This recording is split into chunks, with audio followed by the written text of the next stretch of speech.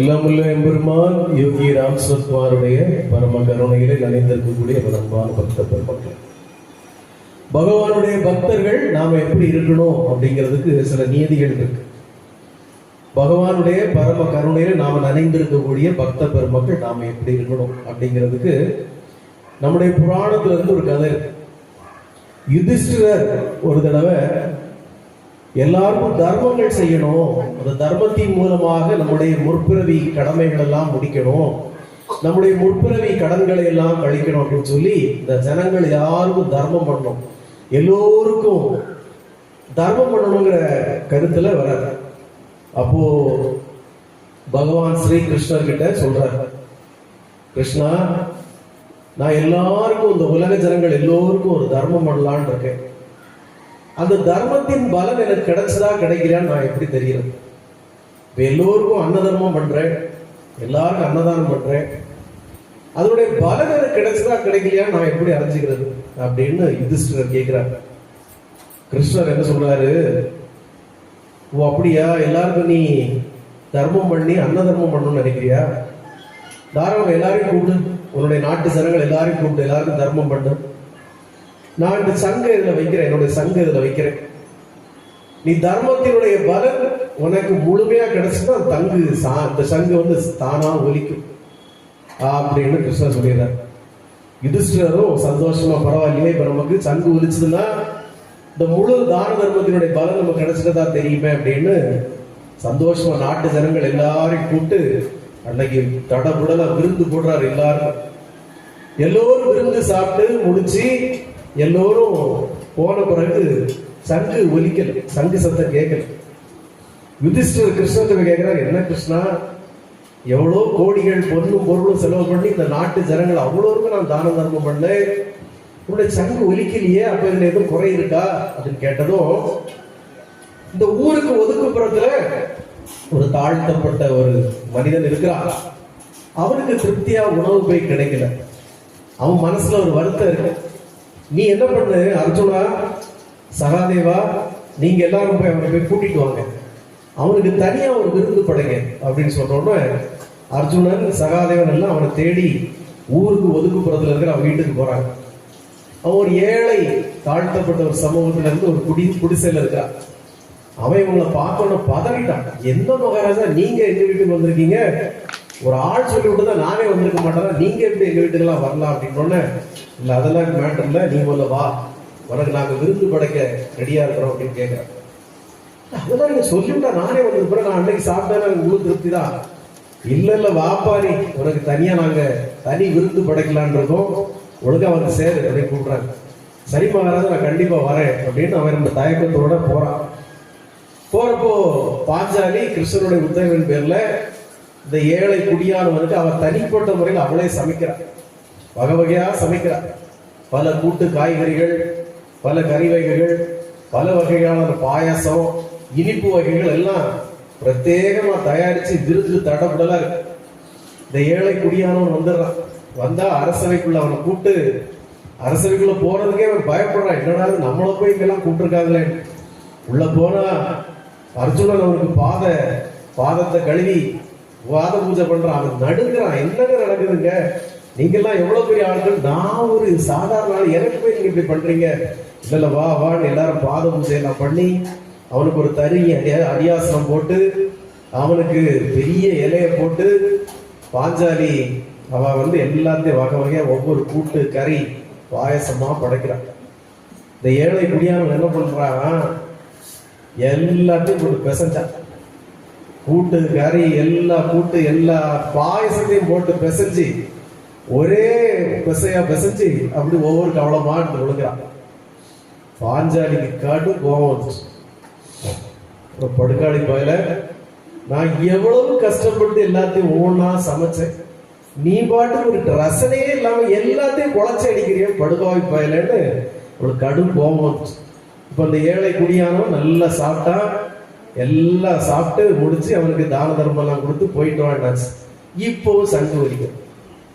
யுதிஷ்டருக்கு பெரிய சங்கம். கிருஷ்ணா, நீ சொன்னேன்னு நம்பிதானே நான் திரும்பவும் அவனை கூப்பிட்டு நான் விருந்தெல்லாம் கொடுத்தேன், இப்போ சங்கு ஒலிக்கலையே, அப்ப என்னுடைய தர்மத்தின் பலன் எனக்கு இன்னும் கிடைக்கலையே, இன்னும் ஏதாவது குறை இருக்கா அப்படின்னு. இப்ப கிருஷ்ணர் சொன்னாரு, இந்த விருந்து நடக்கச்சுல யாராவது ஏதாவது நினைச்சீங்களா, எல்லாரும் நல்லதே நினைச்சீங்களா இல்ல கெட்டது ஏதாவது நினைச்சீங்களா அப்படின்னு கிருஷ்ணர் கேட்டார். பாஞ்சாலி அப்படியே கூட்டத்துல இருந்து இங்க சில பேர் முழிக்கிற மாதிரி அங்க இருந்து குறு குறு குறு குறுன்னு முழிச்சாங்க. இங்க இருக்கிற யாரோ நினைச்சிருக்கீங்களே சரியில்லையேன்னு சொன்னோடனே பாஞ்சாலி வெள்ள கையை தூக்குறான். நான் தான் கிருஷ்ணா, எல்லாம் கஷ்டப்பட்டு சமைச்சனே, ஆனா அந்த படுகாய் போய் எல்லாத்தையும் குழச்சு அடிச்சானேன்னு எனக்கு ஒரு சங்கடம் ஆகி போச்சுது அப்படின்னு சொன்ன. பாத்தியா, தர்மத்தினுடைய பலன் அதுல கெட்டு போயிருக்கு.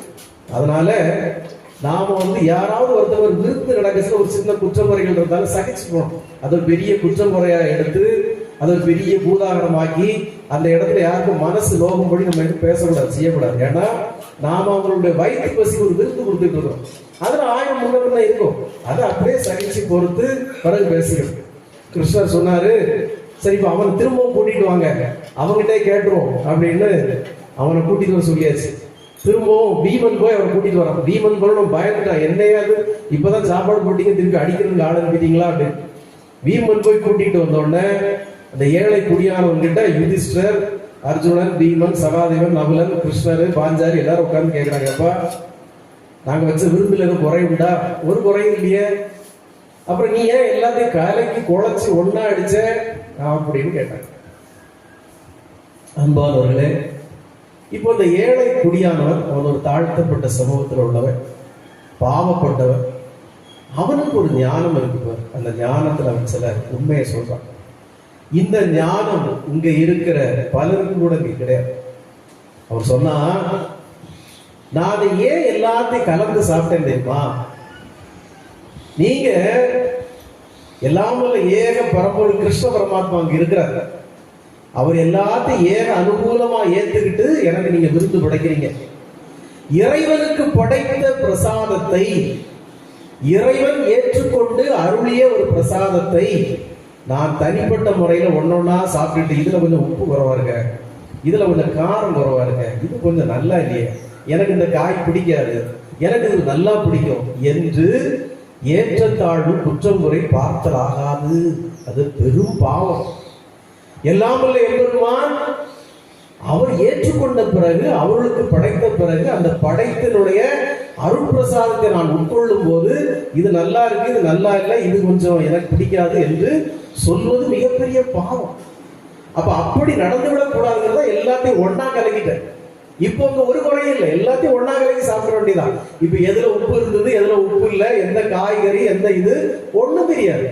எல்லாத்தையும் கதம்ப சாதம் மாதிரி கலக்கி அடிச்சதுனால எனக்கு அதுல ஒண்ணுமே தெரியல என்று சொன்னார். இப்ப பாஞ்சாலி வெட்கி தலைகுனிந்து விட்டார். இப்ப பாரு, டப்புன்னு சங்கு ஒலிக்க ஆரம்பிச்சு, சங்கு ஊடு ஒலிக்க ஆரம்பிச்சு. அப்பதான் பாண்டவர்களுக்கு புரிஞ்சு தர்மத்தின் பலன் என்ன. தர்மம் பண்றோம், தர்மம் பண்றோம், தானம் பண்றதுடைய பலன் என்ன? வலது கை கொடுப்பதை இடது கை அறியக்கூடாது. ஏதோ நான் கொடுக்குறேங்கிற எண்ணமே இருக்கக்கூடாது.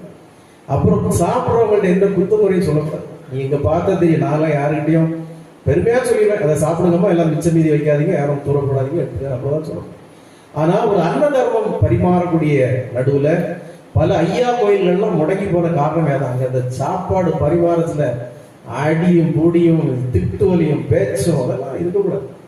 அப்ப நாம இந்த ஆசிரமத்துல ஒரு அன்ன தர்மம் எல்லாருக்கும் படைக்கிறச்ச ஏதோ முன்ன பின்ன ஒரு வார்த்தைகள், கடுத்த வார்த்தைகள் ஒரு இது வந்தா அதை சகிச்சுட்டு அப்படியே போயிடும்.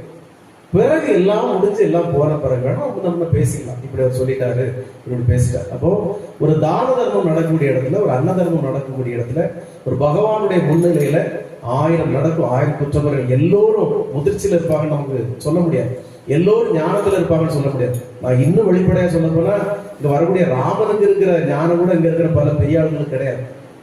அது கிடையாது, அது உண்மைதான், நீங்களே ஒத்துக்கணும். எல்லாம் அந்த ராமனுக்கு நான் பெரியவங்கிற எண்ணம் இருக்கா? நான் பெரிய ஆளாக அப்படிங்கிற எண்ணம் இருக்கா? ராமனுக்கு நான் எவ்வளவு பெரிய ஆள் தெரியுமால அப்படிங்கிற ஒரு எண்ணம் இருக்கா? ராம இங்க வந்தா நான் எவ்வளவு பெரிய பலசாலி தெரியுமாங்கிற எண்ணம் இருக்கா? அது இல்லை. ஆனா இங்க வரக்கூடிய பெரிய ஆளுகளுக்கு இருக்கு, நான் எவ்வளவு பெரிய ஆள் தெரியுமா, நான் எவ்வளவு பெரிய ஆள் தெரியுமா, என்ன எப்படி சொல்லலாம் அப்படிங்கிற எண்ணம் இருக்கு. அப்போ அகந்தை, ஆணவம் தான் ஆன்மீகத்திற்கு முதல் தடை. அந்த தடை உடம்படும் உள்ள வரச்சுலே இந்த ஆன்மீகத்துக்கு தடையா இருக்கிறதே நான் யாரு தெரியுமா அப்படிங்கிற ஒரு எண்ணம் தான், நான் எவ்வளவு பெரிய ஆள் தெரியுமா அப்படிங்கிற எண்ணம் தான். ஏக இறைவன் முன்னால நாம ஒரு துருப்பு கூட கிடையாது, தூசு கூட கிடையாது.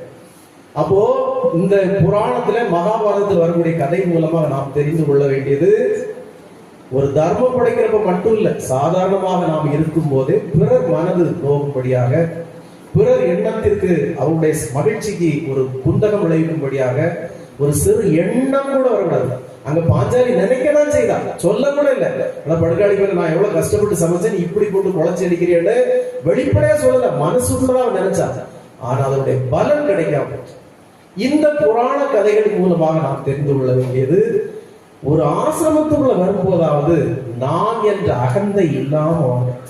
இங்க வரப்போ நான் ஒரு பூஜ்யம், நான் ஒரு சீரோ, எனக்கு ஒண்ணுமே தெரியாது, நான் இறைவனின் கையில் அப்ப பிறந்த ஒரு குழந்தை என்கிற ஒரு எண்ணத்தோடு நீங்கள் வந்தால் மட்டுமே பகவானுடைய கிருபை உங்களுக்கு முழுமையாக கிடைக்கும் என்பதை வச்சுக்கோங்க. இங்க வரச்சுலயும் நீங்க வீட்டுல, பக்கத்து வீட்டுல, குடும்பத்துல காட்டுற மாதிரி நான் எப்படி பெரிய ஆளு, நான் என்ன எப்படி சொல்லலாம், என்ன எப்படி பேசலாம் என்கிற வார்த்தையும் அகந்தையும் எண்ணமும் உங்களை படுகொலியில் தள்ளும். அதுக்காக நம்ம சொல்றோம். அதனால இந்த ஆணவத்தெல்லாம் வீட்டுல சீரை கலத்தி போடுற மாதிரி கலத்தி போட்டுக்கிட்டு, அகந்தை எல்லாத்தையும் வீட்டுல கலத்தி போட்டுக்கிட்டு, ஒரு பச்சை குழந்தைய போல அங்க வாங்க, பகவானுடைய மடியில் தூக்கிச்சுக்குவாங்க. நான் பெரிய ஆள் நினைச்சீங்கன்னா நீங்க கீழே தான் உட்காந்துருக்கணும். நீங்க ஒரு குழந்தையின் மன வடிவத்திலே, ஒரு குழந்தையின் மன நிலையிலே வந்தீங்கன்னா அவர் ஒரு குழந்தையை தூக்குவது போல தூக்கி மடிக்க வச்சுக்குவார். இதுல எது வேணும்னு நீங்களே முடிவு பண்ணிக்கோங்க, அவ்வளவுதான்.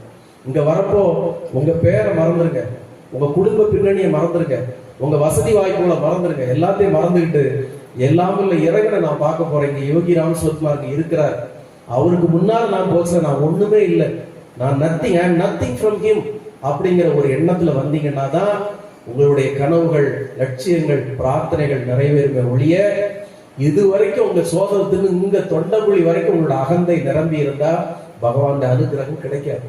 இது போன வாரம் நடந்த ஒரு சம்பவத்துக்காக தான் அந்த கதையை சொல்றேன். அதனால எல்லோரும் இந்த ஆணவம், அகந்தை, திமிர் எல்லாத்தையும் வீட்டுல விட்டுட்டு தயவு செய்து. சரி, அடுத்த விஷயம்.